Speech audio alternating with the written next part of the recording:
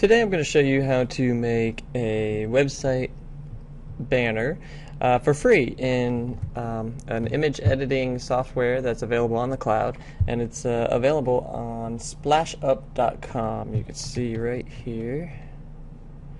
That's splashup.com. And when you go to this site, on the left side of the site, you're going to see an option to jump right in. So we're going to click that.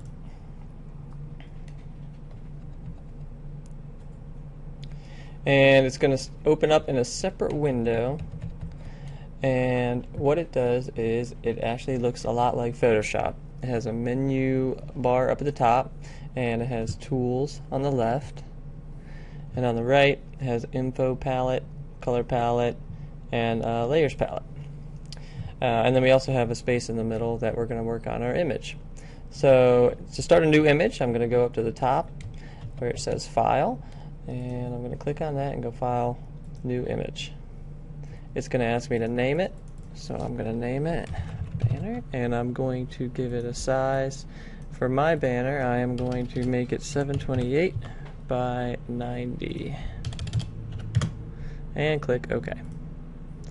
And there's my image. I'm going to move these guys out of the way here so I can see a little bit more. And this is all being done online, so this is pretty cool. There we go. Okay, here is the image, my banner. It's blank right now. What I'm going to do is I'm going to put a gradient in it. So I'm going to go to the gradient tool, and if you leave your mouse over any of these tools, they're going to tell you what they do.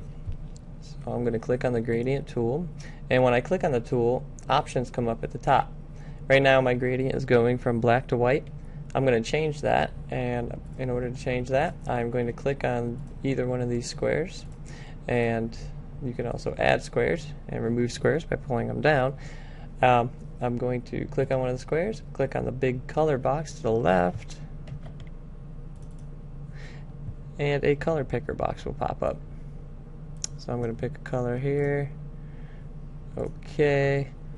I'm actually going to slide this one. No, I'm not. I'm going to leave that one, but I'm going to add another one right here and leave that white, and then I'm going to click the last one, and I'm going to click a bit darker red. Click OK.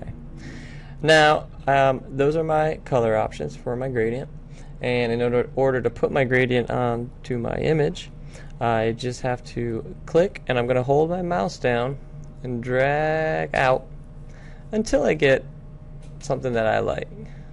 That's okay. I don't like any of that, so I'm just going to remove my mouse, and I'll do it right over top of it in a different spot. Something like that, maybe.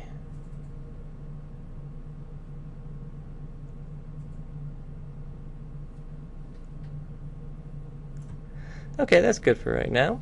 So that's my background, and my background gradient layer can be seen in the layers palette.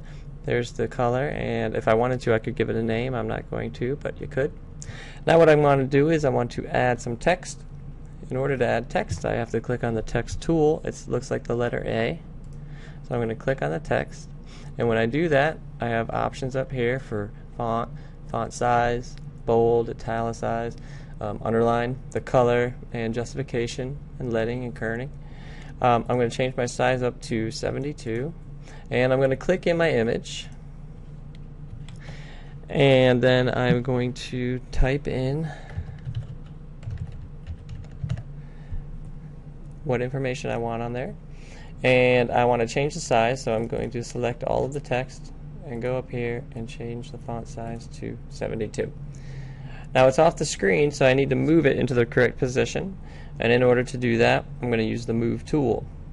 The Move tool is right up here.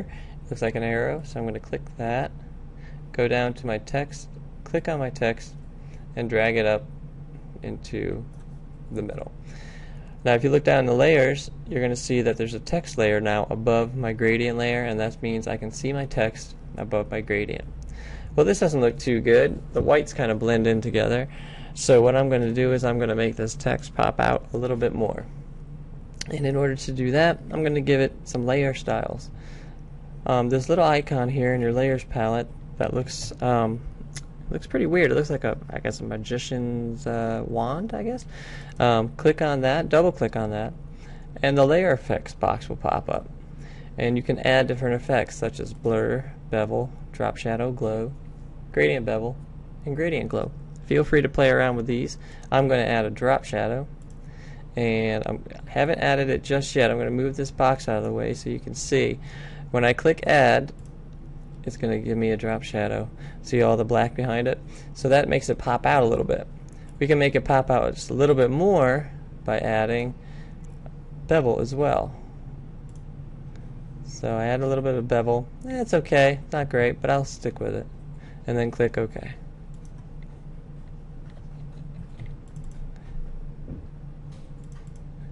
And that's basically it for how to create a banner. Once I'm done creating my banner, then I will then go up to File, Save Image, and a whole bunch of options pop up. They give you tabs for different social media sites, and they also give you one that says desktop, and it says upon clicking save you will be prompted to choose an image format and compression options. So that's great. I'm going to click save down at the bottom right, and it shows an example.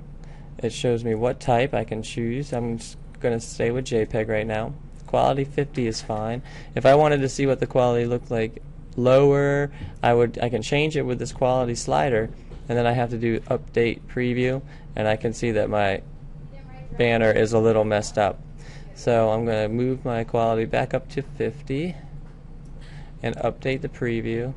And the update, depending on the quality, the file size is also going to change too, so keep an eye on that. When I click preview, it looks pretty good. I'm going to stick with that. I'm going to click save, and then it's going to ask me where I want to save it. So I'm going to click save. I'm going to replace my old one, and it says save complete. So there you go. Using splashup.com and their free services, you can make a banner for your website in less than 10 minutes. So get to it.